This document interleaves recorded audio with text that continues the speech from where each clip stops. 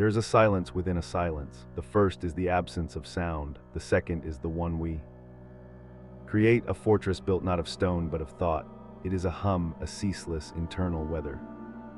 System of what-ifs and remember-thens. This is the landscape of the overthinker. From the outside they appear still, perhaps too still, but inside a universe is being meticulously constructed, analyzed, and then feared to be on the verge of collapse. This is not a story of stopping thought, it is the story of a quiet, unseen migration, a journey from the crowded metropolis of the mind to the vast, quiet shores of the heart. It begins not with a decision, but with a whisper of fatigue, the subtle, profound exhaustion of building worlds that are never lived in. There's a city inside, a metropolis of the mind built not of steel and concrete, but of memory and projection. Its streets are paved with what if, its skyline a jagged silhouette of if only. This is the inner world. From the outside, an individual may seem still, perhaps even passive, but this stillness is a deception. It is the intense, motionless focus of a master architect surveying a blueprint that only they can see. This internal architecture does not feel like a choice. It feels like a fundamental state of being, a constant, low hum of cognition that forms the background radiation of existence. It begins innocently enough, a thought, a single possibility, but a thought is never just a thought here. It is a seed, and the soil of this inner world is impossibly fertile. That seed quickly sprouts, sending roots into past conversations, branching into future consequences, flowering into intricate scenarios that have never happened and likely never will. A casual comment from a coworker becomes a complex narrative of hidden meanings and social repercussions, played out in the private theater of the mind. A minor decision, like what to have for dinner, unfolds into a lengthy cost-benefit analysis involving nutrition, budget, mood, and moral alignment. This is not daydreaming. Daydreaming is a gentle drift. This is a deliberate, relentless construction. It is the drafting of contingency plans for earthquakes that will never come. The reinforcement of walls against storms that are only theoretical. The mind becomes a dedicated, if anxious, civil engineer, forever stress testing the bridges that connect one moment to the next. There is a peculiar sense of safety in this exhaustive preparation. To have pre-lived a conversation is to feel armed for it. To have imagined a failure is to believe one has inoculated oneself against the shock of it. The mind, in its fervent activity, mistakes the map for the territory. The intricate, detailed blueprint of a life is treated as the life itself. And so life becomes a thing to be deciphered, not lived, a text to be annotated in the margins rather than read aloud. A sensation is not simply felt, it is immediately categorized. Is this joy or is it just relief? Is this sadness or is it a nostalgic performance? Of sadness, the direct experience is often lost, filtered through a layer of analysis so swift and seamless it becomes imperceptible. The taste of food is overshadowed by thoughts of its provenance. The warmth of the sun is analyzed for its potential for harm. The mind, in its attempt to understand and control the entirety of the universe, ends up placing a pane of glass between the individual and the world. One can see everything, but touch nothing. The architecture is sophisticated, beautiful in its terrible complexity. Halls of mirrors, reflecting past mistakes, curated not for vanity but for vigilance. Libraries filled with volumes of conversations, each one edited and re-edited long after the other person has left the room. Control rooms where dials and levers are frantically adjusted to maintain the illusion of stability. It is a full-time occupation, being the curator, engineer, and sole inhabitant of this self-made world. It is exhausting, but the exhaustion is familiar. It is a known weight, and the known, however heavy, always feels safer than the unknown quiet waiting just beyond the city limits. The thought of that quiet is perhaps the most terrifying thought of all. No one is born building citadels. The first stones are laid in soft earth, often in a room that belongs to a child. The blueprint is not written in ink, but in the subtle, unspoken languages of a world that feels too large, too loud, or too unpredictable. It begins as a Survival mechanism, a brilliant and necessary adaptation. A child learns that by anticipating a parent's mood, they can navigate the emotional currents of the household. They learn that by predicting the outcome of a social interaction, they can avoid the sharp sting of rejection. This is the genesis of the architecture, a deep primal need for safety, for a sense of control in a universe that offers very little. The mind, in its youthful plasticity, discovers a powerful tool, foresight. It learns that by running simulations, it can sometimes avoid pain. A good grade can preempt disapproval. Silence can de-escalate a conflict. This cognitive tool is not a flaw, it is a mark of intelligence, a testament to the brain's incredible ability to pattern match and predict. The problem is not the tool itself, but what happens when its use becomes the only strategy, when the world provides consistent feedback that it is indeed dangerous and unpredictable place. The tool becomes a weapon turned inward. Mind, tasked with keeping its host safe, decides that the only way to achieve this is to never be surprised, ever. So the habit is forged. Every event becomes a data point, every emotion a variable in a constantly running equation. The mind becomes a dedicated cartographer, drawing and redrawing the maps of reality, hoping that with enough detail, one will finally reveal all the hidden cliffs and traps. A raised voice in childhood becomes a lifelong trigger for exhaustive conflict avoidance scripts. A moment of social humiliation in adolescence becomes the foundation for a sprawling complex of social anxiety, where every future interaction is pre-vetted through a filter of potential shame. The past becomes a database of threats, and the future becomes a field of those threats, endlessly replicated. This creates a cruel, self-perpetuating loop. The more one anticipates, the more one lives in the hypothetical, and the less one engages with the actual, the less one engages with the actual, the more the world seems like a theoretical, dangerous place. Thus, justifying the need for more anticipation, thinking becomes a substitute for doing.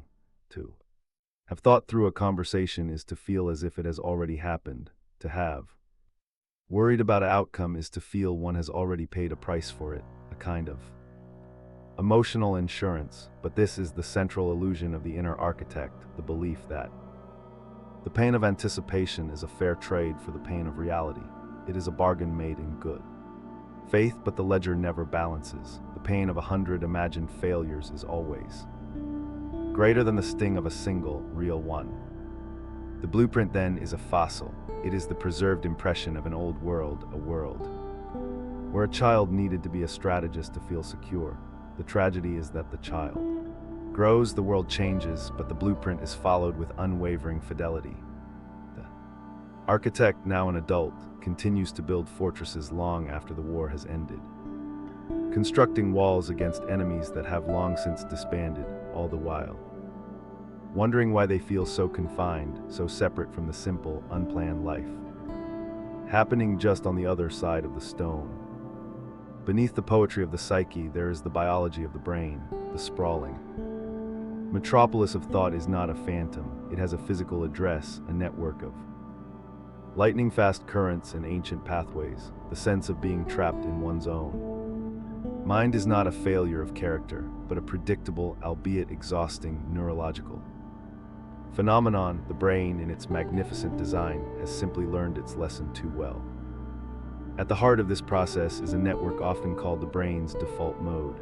It is the narrative engine, the part that is most active when we are not engaged directly with the outside world. It is the seat of self-referential thought, of mental time travel, of the story of me. In the Overthinker, this engine does not idle, it roars. It is a master storyteller, compulsively weaving every sensory thread, every memory fragment into the ongoing epic of the self. It connects the taste of a Madeline to a childhood disappointment, stranger's glance to a potential future rejection. It is ceaseless, prolific, and utterly convincing in its narratives. This engine does not work in isolation. It is in constant, whispered conversation within older, more primal part of the brain, the amygdala, the eternal sentinel, the sentinel's only job is to ask one simple, ancient question: is this safe? It is not equipped for Nuance, it deals in archetypes, threat or no threat, when the narrative engine begins. Spinning a tale of potential social failure or financial ruin, the sentinel hears a warning. Cry, it activates, it floods the system with chemicals designed for survival, cortisol. Adrenaline, the heart rate increases, muscles tense, the body is put on alert for a threat. That exists only as an electrical signal in the cortex. This is the feedback loop. The mind creates a threatening story, the body responds as if it is real. The body's state of alarm then sends signals back to the brain, confirming the initial story. See, the narrative engine says, we were right to worry, the danger is confirmed. This confirmation bias fuels the next cycle, and the next, each one etching the pathways deeper, making the route from a single thought to a full-blown state of anxiety more of a well-paved superhighway than a dirt path. The neural grooves become ruts. The mind quite literally gets stuck in its own tracks. It is a system trying to protect its host, the narrative engine in its constant forecasting, and the sentinel in its constant vigilance are a team dedicated to survival, but they are a team without a modern playbook. They are preparing for a world of sudden predators and immediate physical dangers, not for a world of nuanced social interactions and long-term existential concerns. The system is overloaded with data it was not designed to process. The internal alarm, meant to be sounded in rare, life or death moments, becomes a constant background scream that one learns to ignore, even as it drains the body and saturates the mind with a pervasive sense of unease. The storm is not just emotional, it is electrochemical, and one cannot simply think their way out of a hurricane. There comes a point where the architecture, no matter how masterfully designed, becomes a prison. The mind, once a sanctuary of strategy, becomes a chamber of echoes. This is the chapter of the great fatigue. It is not the tiredness that follows a long day's work, but a soul-deep exhaustion that sleep cannot touch. It is the weight of a thousand suns, the crushing gravitational pull of every possible future, every analyzed past, all condensed into a single, unbearable present moment. This fatigue manifests as a peculiar form of paralysis. Life begins to feel like a series of doors, each one leading to a branching corridor of consequences. To choose one is to abandon all others, and the potential for a misstep feels catastrophic. So the hand hesitates on the knob. Decisions, from the monumental to the mundane, are deferred. The simple act of choosing a film to watch or replying to a non-urgent message can become an hour-long internal debate, a vortex of preference swaying and social calculus that leaves one mentally spent and the task still undone. It is a life lived in the hypothetical, while the actual atrophies from neglect. Opportunities fade, relationships drift, the world moves on, and one is left standing at the station, still studying the timetable. A profound loneliness sets in. How can one explain this internal quagmire to others? From the outside, the life may look still, perhaps even peaceful. The struggle is entirely invisible, a war fought in a soundproof room. One can be in a crowd at a dinner party, even in the embrace of a lover, and feel utterly, devastatingly alone. The constant commentary of the mind is a barrier that no one else can see or penetrate. One becomes a curator of a museum no one visits, speaking a language of nuance and contingency that has no translation in the straightforward world of feeling and action. The desire for connection is there, a deep and aching hunger for it, but the bridge between the inner world and the outer one seems to have been washed away in the endless internal rain. This is the central, quiet tragedy. The very mechanism designed for safety becomes the source of the deepest insecurity. The mind, in its desperate attempt to control the uncontrollable flow of life, ends up building a dam that holds back all joy, all spontaneity, all simple presence. The overthinker looks at a sunset and thinks about the rotation of the earth. They receive a compliment and deconstruct its authenticity. They feel a moment of peace and immediately grow suspicious of it, scanning the horizon for the thought that will inevitably shatter it. The fortress walls, built so high and so thick to keep danger out, end up blocking the light, and inside, in the perpetual twilight, one grows cold, the weight is not just the thoughts themselves, but the crushing awareness of all the life that is being missed while attending to them. It is the grief for a self that is alive, intelligent, and yearning, yet held captive by its own most prized possession, its mind. The turning point is never loud. It does not arrive with fanfare or a dramatic intervention. It is not a sudden epiphany that shatters the fortress walls. Rather, it is a series of quiet, almost imperceptible moments, a hairline fracture in the dam, a single silent crack of light spilling into a room that has known only the glow of its own projections. It begins not with a decision to change, but with a moment of pure, unadulterated exhaustion. The will to keep building, to keep analyzing, to keep preparing simply vanishes. It is not surrender, but a cessation, a breath held for lifetime is finally, involuntarily released. This moment might arrive while staring at a steam rising from a cup of tea. For once, the mind is not comparing it to remembered steam from a childhood winter or worrying about the temperature of the liquid. There are no words. There is only the silent, curling dance of the vapor in the air. For 3 full seconds, the internal commentary stops. The narrative engine sputters and falls silent, and in that silence, something else is felt. Direct sensation, the warmth of the ceramic against the palm, the faint, earthy scent. It is a tiny, fleeting event, utterly insignificant in the grand architecture of a life, and yet it is revolutionary. It is a glimpse of a world without a narrator. These cracks appear in other ways, a genuine, unexpected laugh that erupts before the mind can filter it for appropriateness, a wave of sadness that is simply felt, a raw, physical ache in the chest, without the accompanying story about why it is there or what it means, a conversation where, for a brief span, one is not rehearsing a response, but simply listening, the words landing without an army of analysts to dissect them. These are moments of pure experience, unmediated by thought. They feel alien at first, almost frightening in their simplicity. The mind, sensing its authority is being challenged, may rush back in with a vengeance, trying to re-narrate the event, to claim it. That was a moment of mindfulness, it might declare, already turning it into a concept. But the echo of the experience remains, a faint, tantalizing taste of freedom. This is the beginning of a subtle but profound shift in identity. It is the first, quiet question: what if I am not the architect? What if I am the one who has been living inside the building all along? The realization is not that the thoughts are wrong, but that they are not the entirety of the landscape. There is a consciousness that can observe the thoughts, a awareness that can witness the storm without being the storm itself. It is like waking up in the control room and realizing one has been strapped to the chair for decades, watching the screens, mistaking the flickering images for the whole of reality. The first crack of light is the realization that there is a door out of the control room, and that on the other side the world is still there, waiting, real and unanalyzed.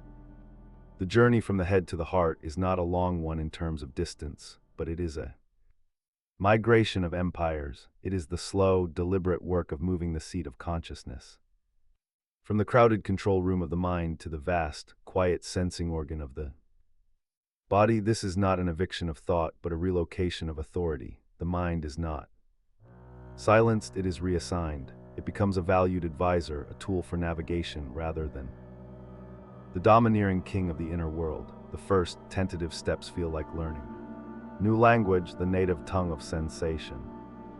This relearning begins with the simplest of things, the feeling of feet on the floor, the weight of a body in a chair, the rhythm of a breath entering and leaving the lungs. These are not intellectual concepts. They cannot be analyzed, only experienced. At first, the mind rebels. It calls this boredom. It dismisses it as pointless, a waste of valuable processing time that could be better spent solving a hypothetical problem. It tries to hijack the breath, to turn it into a task to be optimized, but with a gentle, almost weary persistence. The attention is returned again and again to the raw data of the senses, to the chill of wind on skin, the complex flavor of a piece of fruit. The sound of rain is pure vibration, not as a metaphor for sadness, This is the discovery of the body as an anchor. For so long, it has been merely a vessel. For the busy brain, a thing to be maintained, a source of inconvenient signals like hunger and fatigue that interrupted more important mental work. Now, it is recognized as a ground. A tense shoulder is no longer just a problem to be solved, but a landscape of tightness to be acknowledged with a curious, compassionate attention, a knot of anxiety in the stomach is not an emergency to be thought away, but a storm of energy to be witnessed until it passes. The body, it turns out, holds truths that the mind, in its endless narration, often obscures. It speaks in the honest language of tension and release, of ease and dis-ease. It does not lie about its needs. It does not traffic in hypotheticals. As the focus softens from the relentless narrative to the subtle symphony of the physical self, a different kind of intelligence begins to emerge. It is slower. It does not speak in words. It communicates through a feeling of rightness, a sense of alignment, a deep, intuitive knowing. This is the intelligence of the heart, not as a sentimental metaphor, but as a core of integrated being. A decision that once would have required reams of mental analysis can now be felt in the body, a sense of expansion versus contraction, of opening versus closing. This is not a magical solution that eliminates all difficulty. It is a change of navigational instruments. One is no longer trying to chart a course using only a map of past storms. One is now also feeling the wind on their face, watching the stars, trusting the subtle pull of the current. The mind provides the chart, but the heart, the whole body, becomes the compass. There is no final victory, no point of arrival where the old ways are entirely erased. Mind, with its ancient, well-paved pathways, remains. The capacity for intricate thought, for deep analysis, does not vanish. It is too integral a part of the whole, but its role has been forever altered. It is no longer the master of the house, but a resident, a valued one with a specific and important set of skills, but a resident nonetheless. Transformation is not in the destruction of the inner city, but in the dismantling of the walls. The light and the air now move freely through the streets. Life begins to be lived in the spaces between thoughts. The quiet that was once so terrifying is now recognized as a fertile ground, the source from which all authentic action and feeling can spring.